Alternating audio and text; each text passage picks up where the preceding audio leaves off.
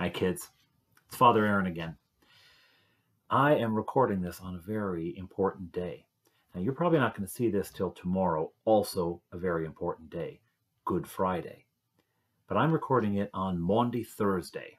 Now that is a strange word, Maundy. It comes from another strange word, mandatum. Mandatum novum, which is a Latin phrase, and it means new commandment. New commandment. What is the new commandment? Let's find out. This story takes place in Jerusalem. You remember, Jesus had come into Jerusalem with his disciples, and he asked them to go to a man's house and tell him that Jesus wanted to use the spare room and to prepare for the Passover meal there.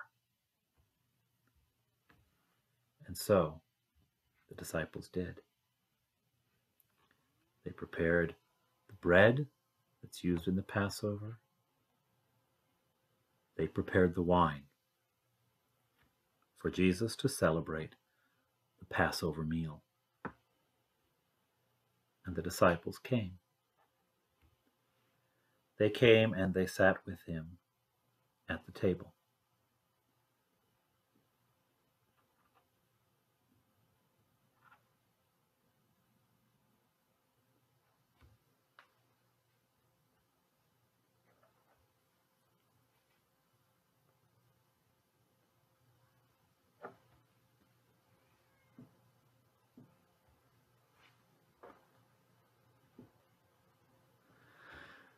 And as they sat, and as they began to eat, Jesus looked around and said, "One of you who is sitting here with me tonight will betray me."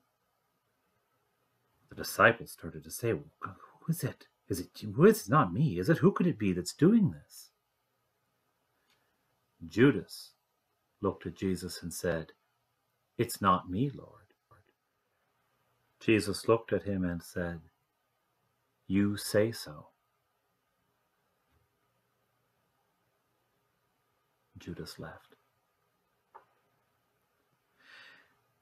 And then Jesus said the blessing over the bread, took it, and broke it, and gave it to his disciples and said, "Take, eat. This is my body." Then he took the cup of wine, and he said to them, "Take and drink, all of you. This is my blood of the new covenant, which is shed for you and for many for the forgiveness of sins. Whenever you eat the bread and drink the cup, do this for the remembrance of me."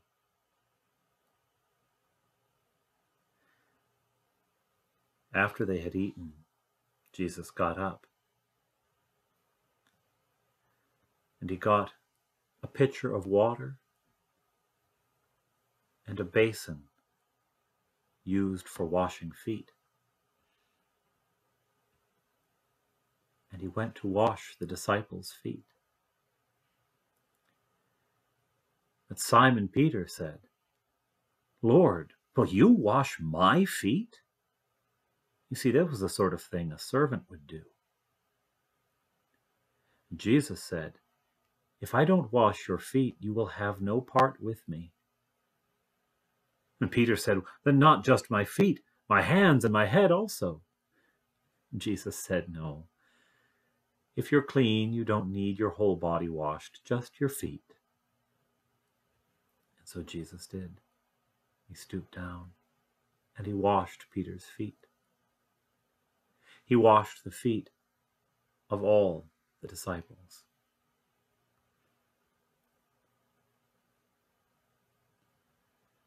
Afterward, back at the table, he said, "Do you know what I have done for you? You call me teacher and master, and that's right, that's who I am. I have washed your feet like a servant.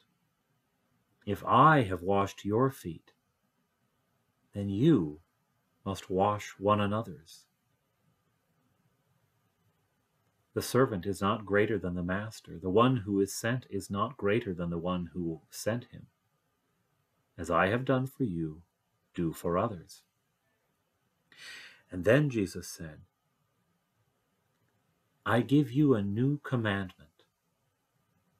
Love one another.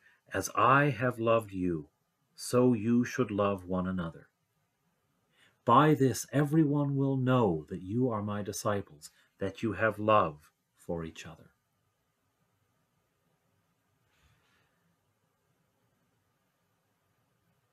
After supper, Jesus got up, and he led his disciples out to the Mount of Olives, to a garden called Gethsemane, where he would pray and he would prepare.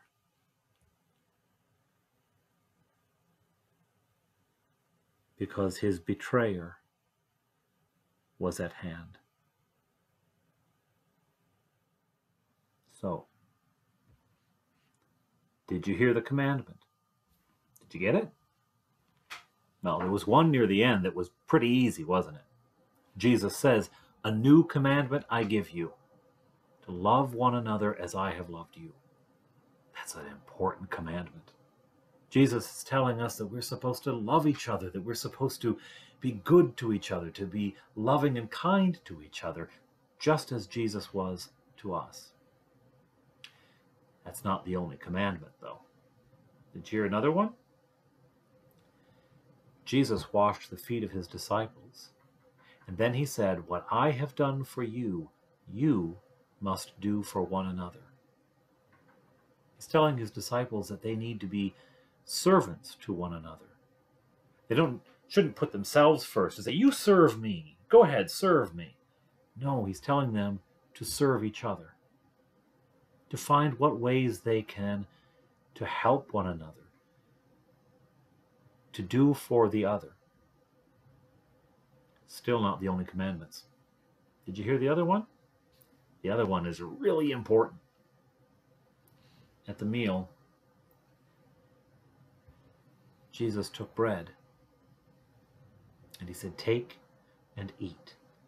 This is my body. And then he took the chalice, the cup, and he said, take, drink, all of you. This is my blood of the new covenant. And he said, whenever you eat the bread and whenever you drink the wine, do this for the remembrance of me. Jesus tells us to do this, to take the bread, to take the wine, and to celebrate the Eucharist. Now, there's another funny word. Eucharist is Greek. Remember, mandatum was Latin. Eucharist is Greek, and it means thanksgiving. To give thanks. To give thanks for the sacrifice that Jesus was willing to make for us. To give thanks for the love that he gave us. To give thanks for the meal that he offered us. That anytime we gather with bread and wine, we can remember him.